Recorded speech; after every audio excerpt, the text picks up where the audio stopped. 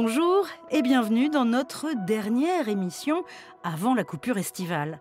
Pour ce numéro de juin, nous avons choisi de vous proposer un maximum d'informations positives, puisées, comme d'habitude, dans le réseau de France Télévisions.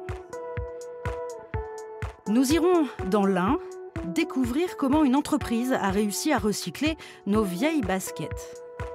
Nous ferons ensuite un détour vers le nord de Limoges à la découverte du Médicobus, un camion itinérant qui sillonne la campagne et permet de lutter contre la désertification médicale. Nous vous présenterons aussi un danseur de hip-hop, ancien champion du monde de breakdance, qui transmet aux plus jeunes les valeurs de cette discipline. Mais tout d'abord, je vous propose de rencontrer Laetitia. Elle a grandi en Bretagne et connaît parfaitement le monde marin et les lieux sympas du Finistère qu'elle fait découvrir par le biais de son entreprise à des touristes sourds. Bonne visite et bon visionnage. Depuis plus d'un an, Laetitia propose de faire découvrir le Finistère et son patrimoine à des groupes de visiteurs sourds. La guide, elle-même devenue sourde à 25 ans, a eu l'idée d'organiser des séjours en Bretagne et en langue des signes, totalement accessibles.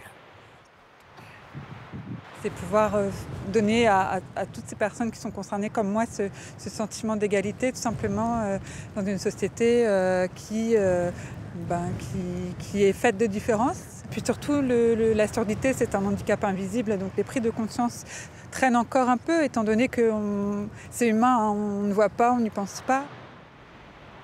Pour ce groupe de touristes suisses, venus pour un séjour d'une semaine, la découverte est totale. Elle profite du paysage, mais aussi de visites culturelles, d'ateliers culinaires, bref, d'une formule complète en immersion avec Laetitia. Alors dans le monde des séjours accessibles avec des guides, ça dépend des lieux, c'est pas toujours facile d'en trouver. Je lis dans les livres, ok, mais ça manque de concret. C'est toujours beaucoup mieux d'être guidé par une personne directement, par rapport à l'échange, à l'interaction, aux questions qu'on peut poser. C'est vraiment plus intéressant. Laetitia milite au quotidien pour plus d'accessibilité, un va-et-vient constant entre le monde des entendants et celui des sourds, pour mieux abolir les différences.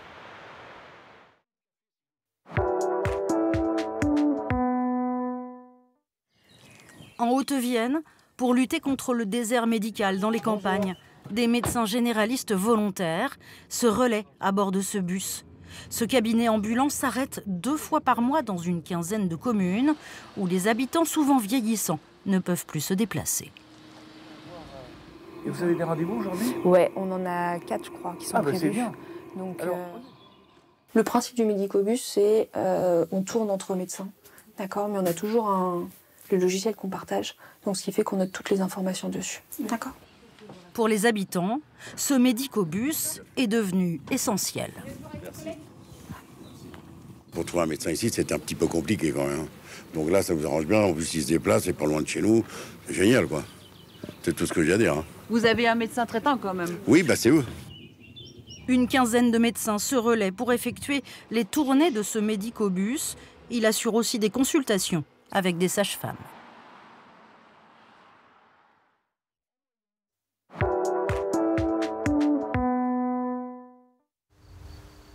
Et si recycler nos vieilles baskets était possible ? Dans l'Ain, après 3 ans de recherche, des ingénieurs ont mis au point un procédé pour récupérer les semelles en caoutchouc et les transformer en granules prêtes à être utilisées comme matière première.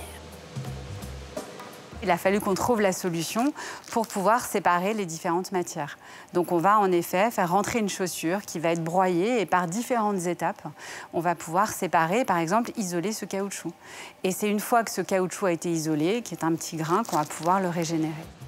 Dans cette usine, toutes les autres matières composant les baskets ou les chaussures de sport, comme le tissu, le cuir ou le plastique, vont aussi être transformées en matériaux isolants.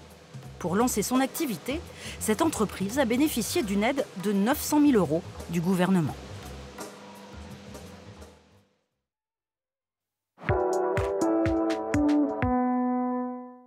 Messieurs, dames, bonjour. Je vous demander de reculer, s'il vous plaît. Ouais. Si vous franchissez le barrière, vous mettez en danger. Vraiment, ça n'arrive pas qu'aux autres. Depuis quelques semaines, la police veille et interpelle les touristes imprudents. Car de nombreux sentiers et des plages d'Étretat sont interdits au public. Le paysage est certes somptueux, mais la falaise est friable et s'en approcher peut être dramatique. Les gens passent par-dessus la barrière juste pour avoir une belle photo ou tout simplement par curiosité, mais c'est très dangereux. Ces dernières années, les pompiers ont été appelés dans le cadre de chutes ou pour sauver des gens surpris par la marée. Des interventions qui ont un coût. Alors désormais, s'aventurer sur des chantiers interdits pourra être puni de 785 € d'amende. 1,5 million de visiteurs fréquentent chaque année ce haut lieu du tourisme.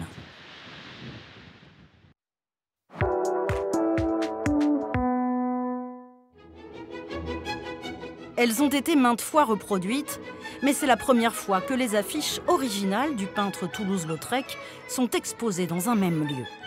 L'homme était à la fois un artiste, mais aussi un formidable publicitaire.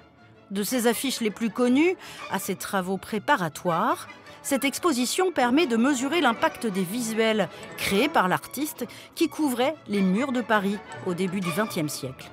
À voir jusqu'à la fin du mois d'août à Albi.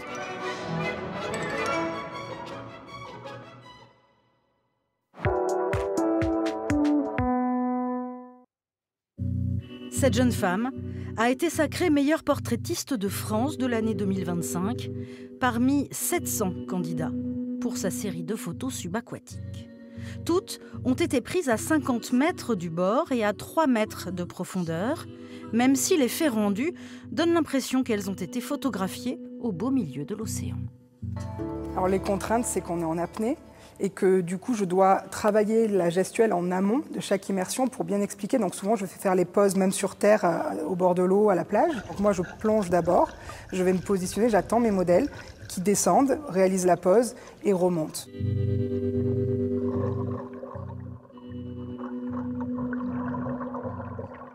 Ces images, bulles de légèreté, pleines de grâce et de poésie, sont à découvrir au Théâtre de la Chaudronnerie à La Ciotat jusqu'au 24 juillet 2025.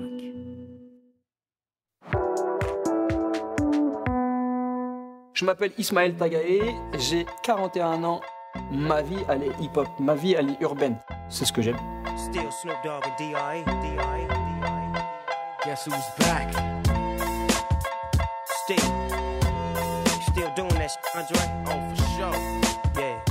Les cultures urbaines, c'est très simple. Pour moi, en un mot, c'est la vie. C'est s'accepter, c'est des couleurs, des odeurs, de l'énergie, un ressenti. C'est quelque chose qui vient de la rue. Né à Reims, il a commencé à danser au pied des immeubles de son quartier, dans les MJC, dans la rue, jusqu'à devenir en 2003 champion du monde de breakdance. Depuis une quinzaine d'années, Ismaël transmet son savoir-faire, mais face à la demande, il a décidé d'ouvrir un lieu plus adapté à ses envies. Pendant le Covid, on se lance dans la folie de racheter un bâtiment, de faire des travaux. J'ai vu vraiment le potentiel de créer une famille, créer un lieu de vie pour la jeunesse, mais pas que, les ados, les adultes. Aujourd'hui, Ismaël dirige une école qui accueille 1300 élèves, convertis à tout type de danse urbaine et qui surtout suivent des valeurs essentielles pour cet artiste. On veut que les personnes se respectent, qu'ils apprennent à danser ensemble, qu'ils apprennent à s'accepter, qu'ils apprennent aussi à s'accepter par rapport à leur corps, leur vision par rapport au miroir. On est tous ensemble et on essaye de grandir ensemble. En quelques années, le studio 511 est devenu une référence, un lieu culturel où toutes les danses, les influences se mélangent, pourvu qu'elles viennent de la rue.